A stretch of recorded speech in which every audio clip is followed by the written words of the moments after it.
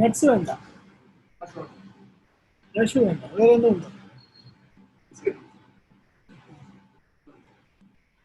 Yes, sir. Go ahead. Yeah. Good morning, everybody. Welcome to the virtual expo for the agribusiness sector, Agribusiness Show 2020, to be held from October 15th, 16th, 17th, 18th. This is the region's premier virtual show for the food processing and agribusiness sector, which is being organized by Cruise Expos in Cochin, and endorsed and supported by the Department of Industries, Government of Kerala, CIFT, Kerala Agriculture University, Coir Board, and Dairy Development Board.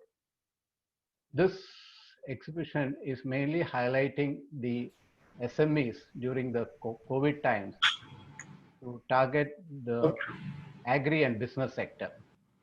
We have around 50 odd companies exhibiting here from various parts of India. We also have a national SCST pavilion that is sponsored by the Department of Industries. We would like to now welcome Dr. K. Inaugural, IAS, Principal Secretary, Department of Industries, Government of Kerala, to deliver the inaugural address. Dr. Inaugural, sir. Thank you. Very good morning to each and everyone. Let me at the outset thank the organizers for making this huge attempt at the time of COVID to have an exhibition on virtual media. I would like to congratulate the organizers for showing the spirit despite the pandemic sweeping across the world. Agri-Business Expo 2020, as I understand, is a premier agricultural expo that's being held periodically, covering segments like agriculture, animal husbandry, fishing, dairy, poultry, and of course, food processing. As all of us know, that food processing or agri-business in a larger term is so relevant and so important. Food is required for sustaining life on the planet. With the planet coming under attack on various issues, so primarily the epidemiological issues as well as the climatic changes. Now, food, agri-business assumes more importance. Self-sufficiency in food is a basic prerequisite for any state to have peace and order. In this regard, food processing industry has become furthermore important because unless you have a processing of the food, you will not be able to store the food beyond its usual lifespan. So therefore, agri-business, according to me, should have a huge focus on not only on food production and storage, but also to add value to the food. Today, in the health field, pharmaceuticals is now being increasingly replaced by nutraceuticals. The importance of the micronutrients for human health is now being increasingly debated in the medical sector. The importance of rare elements, the importance of vitamins, amino acids have all assumed so much of importance that today disease prevention initiatives cannot ignore and neglect the food processing sector. Having said this, the food processing industry is one of the largest and fastest growing industries in India. As I said earlier, with a huge population of 1.3 billion, and which is growing at 1 to 1.25% per year, this country is a huge market for food. A significant shift in India's demographic profile in favor of a younger population, surplus income is becoming a day of the order. Thanks to huge purchasing power, I'm not talking about the COVID time, just before the COVID time, all of us having disposable income much more than what we thought. So first and the foremost thing a man gets to do if he has disposable income is to consume good food. Because food comes as the first step in the Maslow's theory of hierarchy. The first need of a human being is food. When you have more money, you go in for better food. You go in for high calorie food. So food as an item that is purchased by human beings is likely to go up and up. Food processing in India has been contributing to GDP quite substantially, leave alone the exports. Indeed, Kerala is one of the major exporter of food items, both perishable and not.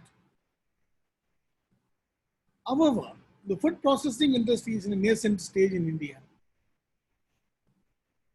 70% of the population depend on agriculture for livelihood, and 100% of people depend on the food for their sustenance. Therefore, the use of technology in food processing is of utmost importance. Kerala, which is located in the southwestern tip of India, is also known for its touristic attractions. It's often called God's own country. The state is renowned for its nature and greenery. Equally well known is the fact that Kerala has been leader state in food processing industries. Kerala has huge segment comprising of spices, fruits, cereals, and a whole lot of marine products. So you name it, the basket is varied and very composite. Now, this state has had historical links with the foreign countries, essentially to trade food items. As I said earlier, spices to begin with. Certain foods items are taken from Kerala and certain items were introduced to Kerala. For example, tapioca was introduced by ones as merchants. Today, tapioca is a staple food for Kerala. Likewise, you can talk of spices route in terms of the travelers, how all they traveled to India and found the Kerala. In fact, many of the expeditions, in those ancient days, were in search of spices. People heard of spices in the West. They would like to have the spices. So that is how huge expeditions, ocean expeditions have been mounted to find the place of spices. Kerala is a very fertile land, the diverse range of crops. Kera means coconut. So Kerala derives its name from coconut. So one can understand that coconut is Kerala and Kerala is coconut. It's the most important cash crop. It is cultivated in about 7.6 lakh hectares with the production of 5,230 million nuts per year in the state. Next comes banana. It is cultivated in 0.62 lakh hectares. Of course, with the huge varieties. Probably banana is the only fruit which has as many varieties as Kerala could see for its taste and for nutritional value. Jackfruit, pineapple, are the products or the fruits that is extensively cultivated in the state. Mango is another fruit that goes in the Malabar region of the state. Spices, cashew, coir, handloom handicrafts enjoy good market in Europe and Middle East since many centuries. The other aspect is that Kerala has become a place for investment for the food processing industries. Most of the investors in the Europe and in America come to Cochin, which is seen as a hub for trading the spices. Kerala, with its huge cash crop dominance, plays a huge role in the export of food processing items and thereby a major foreign exchange earner for the country. State, therefore, has been systematically encouraging investment in the food processing sector. State of Kerala has developed 5 major infrastructure for food processing. One is Infra Food Processing Park in Kakanjeri, Malappuram. Food Zone in Infra Small Industries Park in Maravannur in Ernakulam district. Infra Food Park in Adur in Pathanamthitta district. And Seafood Park in Arur in Alappuzha district. Besides 2 mega food parks, one in Palakkad, other in Cherthala, are the primary centers where investors can come, invest their money and start processing the food items. These infrastructures, which the government of Kerala has done in the recent past, have added so much of attraction for people from the East. Both Japan and South Korea have visited Kerala recently to understand whether they can import the food products from here to those countries. Because traditionally, food products have been exported only to Europe and the West. We are looking at the Look East now as a new area, a new destination for food products. Having said this, I should also say that there are 13 institutions in Kerala which are providing graduate and postgraduate courses in food processing sector. These institutions supply trained and skilled manpower for the food processing sector. There are about four development bodies under government dealing with the promotional and developmental activities for various subsectors in food processing and 6 research institutions doing research work in areas of relevance to food processing sector. Ladies and gentlemen, 13 quality control laboratory facilities are available as common facilities in Kerala. In order to facilitate and adopt the food safety management system, Government of Kerala has set up a National Center for HACCP certification and audit and issue the certificates for all food processing and allied sectors. While government can guide investors and with suggestions and inputs for improvisation, it does have a clear role in marketing and promotion. Manifest in such initiatives like participation in virtual exhibition like Agri-Business show as indeed will pay rich dividend to us.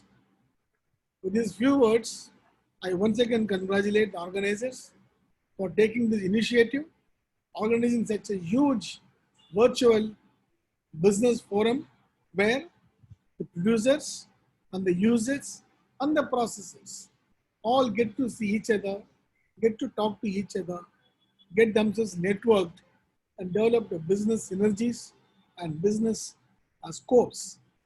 Therefore, I wish all the participants a very huge success in terms of their own achievements and objectives. And with these few words, I formally inaugurate Agri-Business Show 2020, the virtual exhibition organized from 15th October to 18th, and wish this event a grand success. Thank you, one and all. Thank you, sir. Thank you, sir, for the very valuable insights also. We look forward. Thank you. Thanks.